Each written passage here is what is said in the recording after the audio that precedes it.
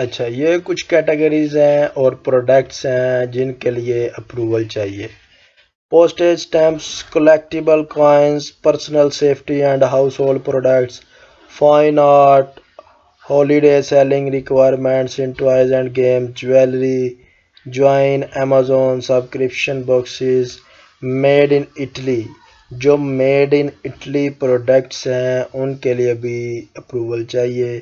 Music and D V Ds requirements for selling automotive and power sports products services sports collectible streaming media players video D V D and blu-ray watches. اچھا، overview of categories. کچھ categories کے لیے approval چاہیے، کچھ کے لیے نہیں چاہیے. تو یہ ایک چارٹ بنا ہے جس میں لکھا ہے Amazon device accessories.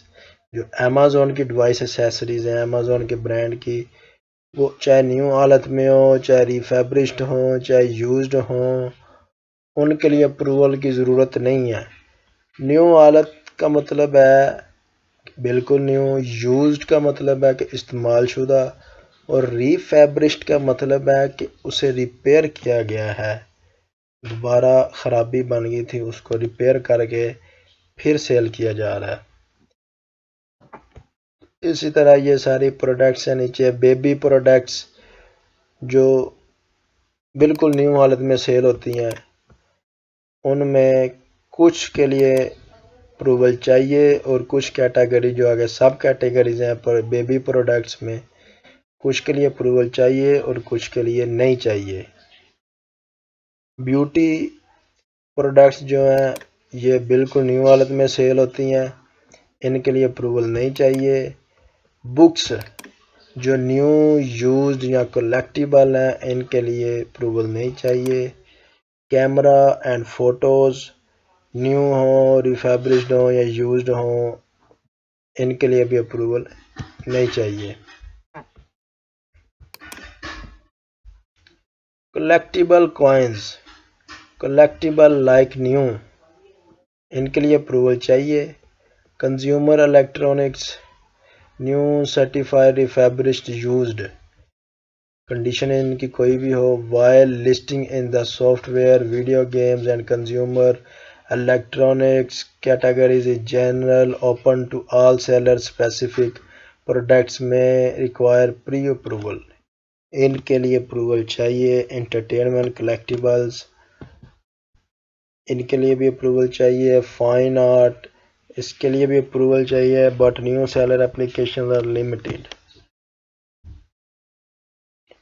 Grocery and food بالکل نیو حالت میں سیل ہو اور اپروول کی ضرورت ہے.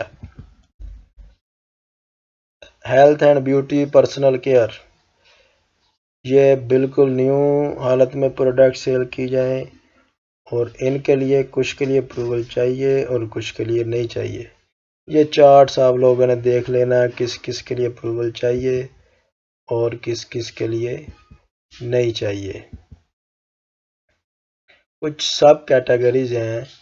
Some subcategories have additional requirements for titles and future bullets.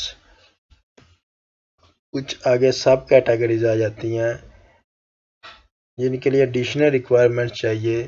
If any of your products fit within these subcategories, please review the specification by following the links below. اچھا، سب categories کون کون سی ہیں؟ Cameras, computer and tablet accessories, home audio home entertainment MP3 small office personal computers office products ink اور toner musical instruments computer components computer and tablet accessories.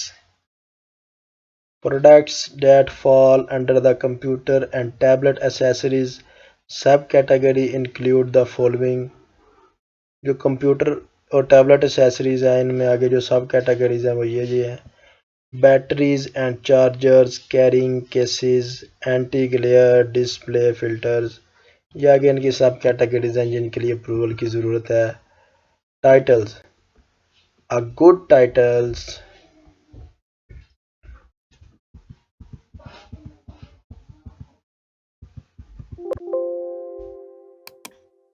چلیں یہ title کی بات ہم کل کریں گے.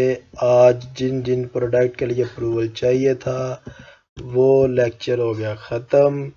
انشاءاللہ نیکسٹ لیکچر میں ٹائٹل کی بات کریں گے اور پھر اس کے بعد ہم آ جائیں گے کی ورڈ ریسرچ پروڈکٹ ہنٹنگ کی طرف کہ پروڈکٹ کو کیسے ریسرچ کیا جائے، ہنٹ کیسے کیا جائے، مارکیٹ کو ریسرچ کیسے کیا جائے، اور اس کے بعد اس کی سورسنگ کیسے کی جائے. وہ پروڈکٹ کدھر سے ملے گی، چائنا سے لینی ہے یا پاکستان سے لینی ہے. چائنا سے لینی ہے تو کس طرح بائی کی جائے، کن کن باتوں کا خیال رکھا جائے، کیسے پروڈکٹ منگوائیں گے، امریکہ، یو کے، انگلینڈ کس طرح اس پروڈکٹ کو بھیجیں گے، اور جو ہمارا مرچنٹ ہوگا اس کے ساتھ ہم نے کن کن باتوں کو کلیئر کرنا ہے وہ انشاءاللہ نیکسٹ لیکچر میں سارا کوئی ڈیٹیل کے ساتھ بتایا جائے گا.